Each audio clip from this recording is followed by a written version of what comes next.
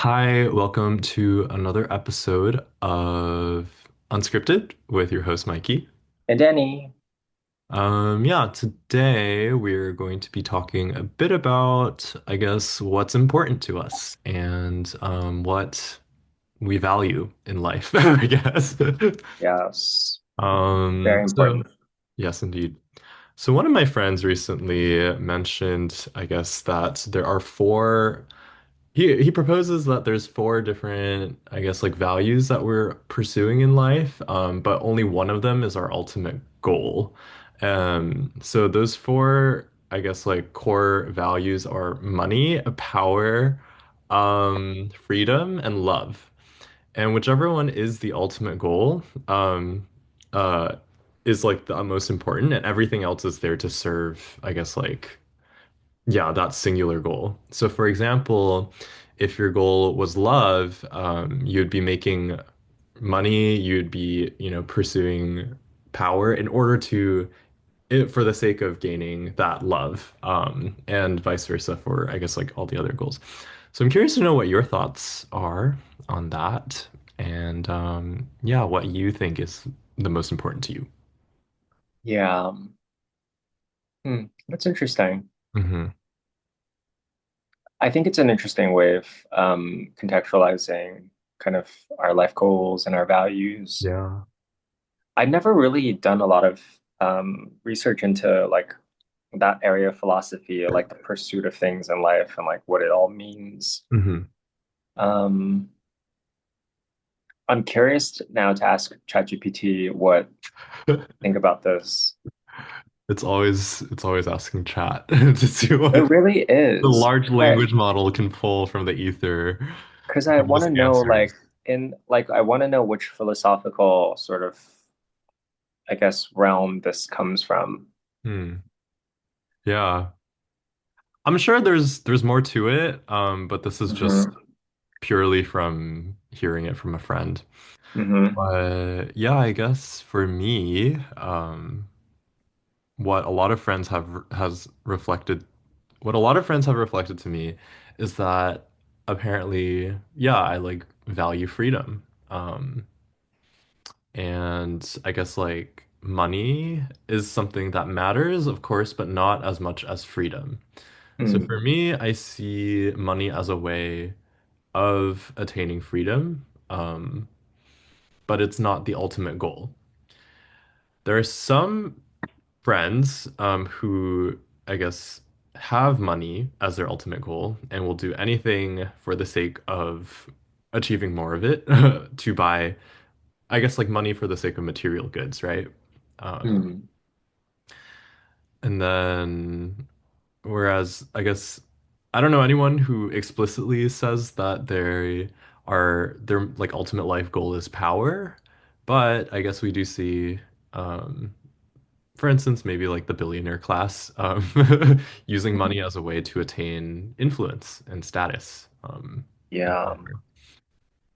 But yeah, I guess personally, I think freedom is like the most important. Like, I just want to do whatever the fuck I want when I want. Excuse my language, but that is like, I Yeah, don't I know. think that's like a common theme for a lot of people who are Yeah. interested in fire and Hmm. financial independence. Hmm. Um, yeah, I mean they're all deeply interrelated, I guess. Yeah. You want to have the power to be able to have the freedom. Hmm. You want the money to support. Yeah. I mean, I think they're all deeply interrelated in some ways. Of course. For some reason, I'm thinking about like the four humors Hmm.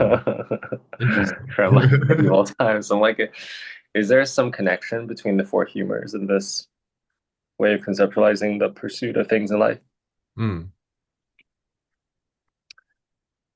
I just remember I was reading something about the four humors. Mm. Hold on. I'm Googling a little bit. Hmm. Yeah, the four humors posited the human body is filled with four basic substances: blood, yellow bile, black bile, and phlegm, Mm. which were associated with specific elements, seasons, and temperaments. Mm. And health was believed to be a state of equilibrium. Hmm.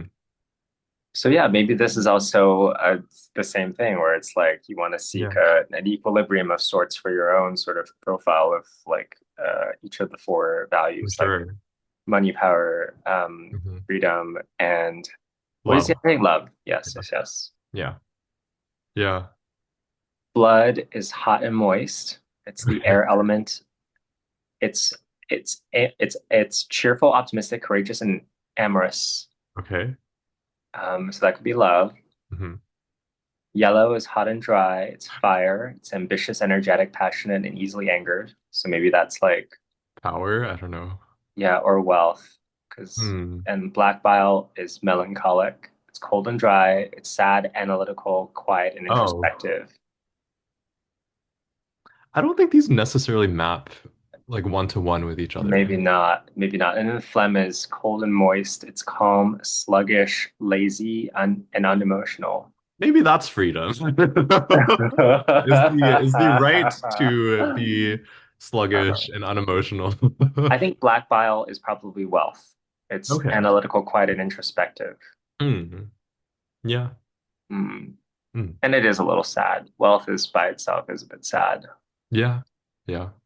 Mm. It needs all the other pillars to survive, I guess. But yeah, I don't know. Fun fact, it's developed by ancient Greek physicians, Hmm. Hippocrates, Hmm.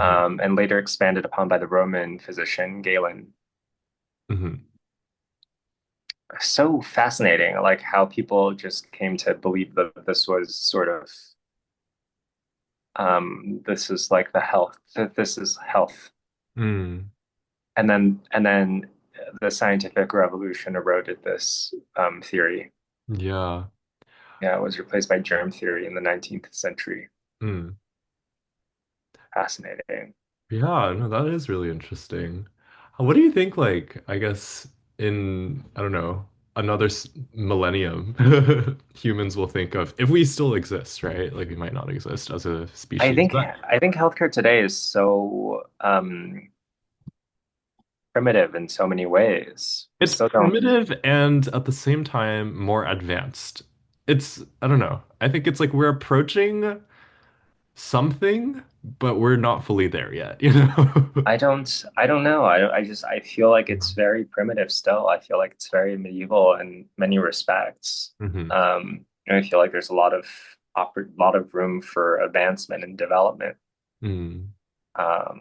Yeah. Yeah. And I feel like I want to get a medical degree so I can treat myself if I ever get sick. Is that really how it works? I guess medical students, do they, once they do graduate, do they eventually have the knowledge and the skills to treat themselves? I don't know. Mm. Um, let me ask Gemini. Sure. Yeah. No, but I guess, I think physicians, have their own specialties and they have their own interests.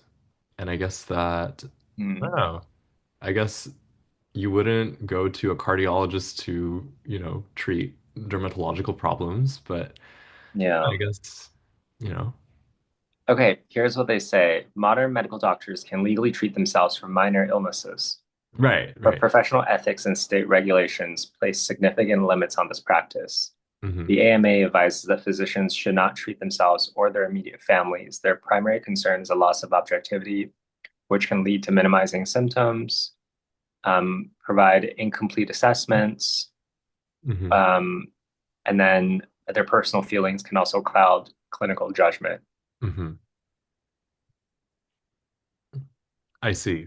Okay. Yeah, That makes sense they cannot self-prescribe controlled substances like opioids, sleep aids, or anti-anxiety medications, for themselves. except in absolute emergencies. Okay. Some yeah, there's uh, yeah, even when self-treating doctors require medical boards to maintain an accurate medical record of the entire fine. Um, Yeah, I guess that's pretty much it, really. Yeah. Can't treat yourself if you're a doctor.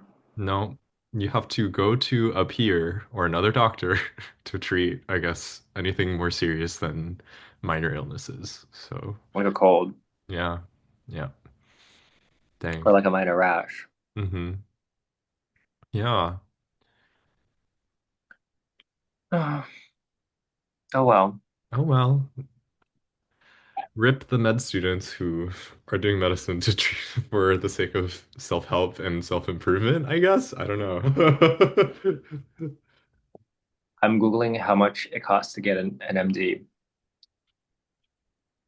Yeah. So it's a significant financial investment. Total median cost of attendance for 4 years ranges from 286,000 to $400,000. Hmm.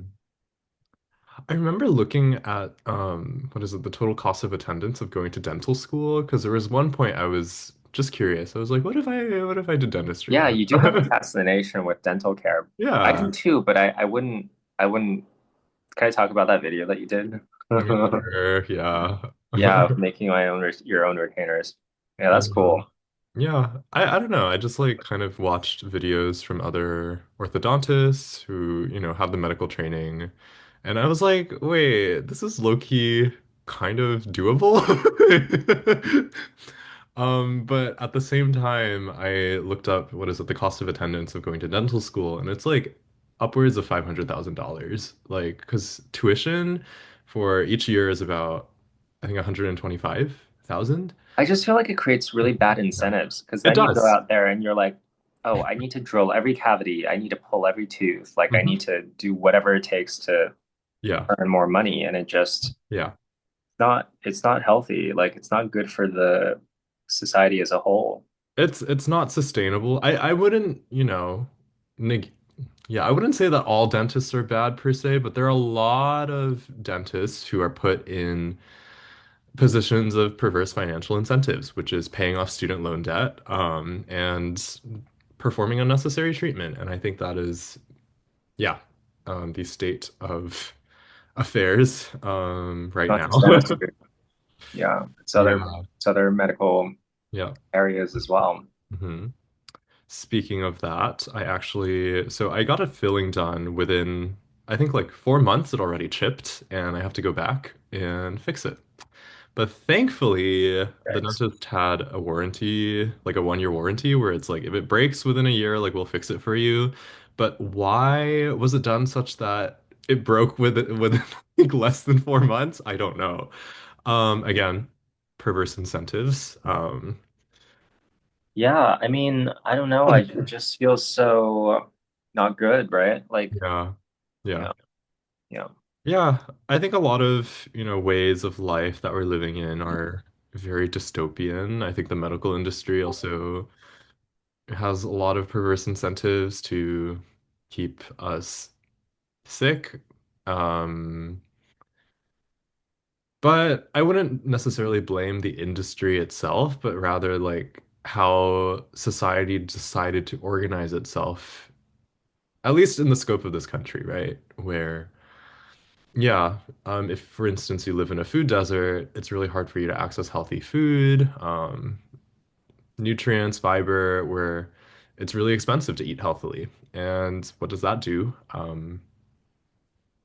It makes you, you know, a product of, It's difficult. I yeah. mean, I do think, the challenge with other countries with more socialist health systems is that, it's like then it's difficult to get care because you don't Mhm. have like market forces to kind of help make things more efficient. Mhm. But then the efficiency is also not ideal either because efficiency means that the people who can afford it get the care that they need, and the people who cannot do not. Yeah. So yeah, it's difficult either ways. I mean, Yeah. I think I think really self-empowerment is key. I do feel like there is a component of like needing to learn about how to be healthy hmm and being disciplined and being able to um, just kind of self-care hmm and stay healthy and empower yourself with that knowledge. Right. so that you do not kind of need to rely so much on the current healthcare system. Hmm. Yeah. You know, and Yeah. going to the dentist always scares me. I will Mhm. admit I had a dentist before who always advised drilling when I didn't necessarily need it. Mhm. And yeah, it wasn't an ideal situation. I Yeah. did not like that relationship. Right. I think my mother had a very bad relationship with one of our local dentists, where they were aggressively trying to sell Invisalign retainers. Not to say that, like Invisalign isn't good or bad, but more Yeah. so it was unnecessary for her age. And it's just she's lived this far without needing it. And not to say that, she needs like a bite correction or like, or whatnot. She can obviously for aesthetic purposes. Maybe it does help with her bite and her jaw, but I don't think it's so essential that it's worth, I think, $4,000 of, Oh I guess, wow. That's expensive. Yeah. yeah, treatment. And it's also a subscription-based service where once you're done treating, I guess like your bite with like Invisalign, you have to continually purchase retainers years and years after that. And it creates like, a profitable business model for the dentist, but at the same time, I think it's also good to think critically and ask, is this necessary? Like, is there a portion of this that I can actually um do myself if I can't afford it, one, and two, like, do I really need it at the end of the day? I always wondered, like, why do they make the retainers from plastic? Like, why not make it from a more durable material, like Like acrylic. or just like gold or something, like Grills, grills. like grills, yeah. I think, Gold is actually a really good dental material, I heard, yeah, because yeah, yeah. it's naturally antibacterial, Hmm. antimicrobial, Yeah. and It's so yeah, gold teeth last the longest, but obviously, like nobody wants gold teeth these days. right. I think that, what is it? Gold teeth used to be what the pirates used to use, right? Or at least like that's It's my, actually better than composite, yeah, in yeah, terms of like durability yeah. and life's um being able to last a very long time Mm, because it's so antimicrobial. right. Um, and I think the what's the mercury based, the silver Mhm. fillings, it's also Amalgam. No. Hmm. yeah, that's also quite good as well. Not as good as gold, I think, Hmm. but Yeah, I mean that has mercury in it, so that's not good right. either. What I heard, or at least the lore, is that a lot of dental offices have phased out amalgam fillings because it's just super I had them as a ultra-active. kid. Yeah, really? Okay, okay, I okay. I guess did. for my generation, it's been phased out. So, You've been spared. yeah, You just have microplastics instead of mercury. right, right. Yeah, enamel, what is it? Composite. I wonder what that is made of, but it's like a resin that, is apparently like harder or just as hard as enamel, if not harder, but it also is very brittle at the same Are time. you talking about ceramics? Like the No, like composite, like fillings. okay. Hmm. Okay. Yeah, Yeah. composite is plastic, I hear. Mm. Yeah, it's like a resin. Yeah. Yeah. So I guess that explains why it literally chipped off within 4 months of being done. Part of it is also the application. There's a technique to it. Yeah. I Yeah. think the way it works is there's like a material called etch that kind of like erodes or it kind of like creates pores in your teeth that Yeah. allows the material to bond Yeah. super tightly. You wanna put it on you don't wanna like put the composite immediately after you brush it. Yeah, watch this whole like Yeah. thing. Yeah. You need to wait. You don't want to wait too long because it erodes too much of it, and that Hmm. also affects the longevity of the filling. Right. Yeah. It's crazy, Dang. crazy. Crazy, crazy. Teeth are interesting, but at the same time, they shouldn't be that But expensive. okay, but I also just have to say something about like why are we still using like man-made materials? Why aren't we growing teeth? Why aren't we using some technology to replicate the enamel exactly? Like, why is it still so like, Yeah. so like subtractive effectively? I actually remember there's a research paper published by like some Japanese scientists who are able to regrow teeth, but they haven't started clinical trials. Like there's a lot of They have. uncertainty. They have. Okay. There is one, but it's only for the drug is intended for people who have a genetic condition where they can't grow Mm, teeth, which also is like very annoying to me because that's not the yeah. largest addressable market. This is like a rare disease application. Like, why Yeah. aren't you focusing on the like huge population? Like every single person will Mhm. probably lose their teeth at Right. some point. So like I think focusing on that problem would probably give you the most Yeah. ROI, Yeah. but they have started phase 1 studies, and I don't think there's any Hmm. clinical results out yet, Yeah. or if it is out, it probably isn't very impressive because I haven't seen any news on it. Mm. Mm. Yeah. But yeah, that's I don't know. It's everything's so slow, the Yeah. pace of research, the Yeah. pace of advancements. It would be nice if, we could all grow our teeth and dentistry is, obsolete. It's not. Yeah. I mean, honestly, I just think that like I do feel like talking about like healthcare and just the state of things, it even gives me a little anxiety because ultimately it's like, it brings up thoughts of like the inevitable decline, the like of the aging process, and the fear of my fear of death. Yeah. Don't, isn't that all of us are facing our own mortality and Yeah, it's just, whatnot? medicine is very limited in terms of like what it can do. And Yeah. you know, you would think that things would be a bit better than Hmm. they currently are, Yeah. but they're not. Nope. And on that note, no. Yeah. Well, hopefully, there's more, I guess, Let's stay posted on that on phase 1 clinical trial. yeah, let's see. Can we eventually grow our teeth in the Hopefully no future? oral tumors, just new teeth, just healthy teeth. I mean, that's the Hmm. other thing too, I think with all these regenerative medicine or yeah, Right. Right. I don't know even know if it's a biologic treatment. Yeah. But Yeah. in any case, Hmm. I don't know. Dental students beware. phase 1 reveal, phase 1 podcast reveal soon. Hmm.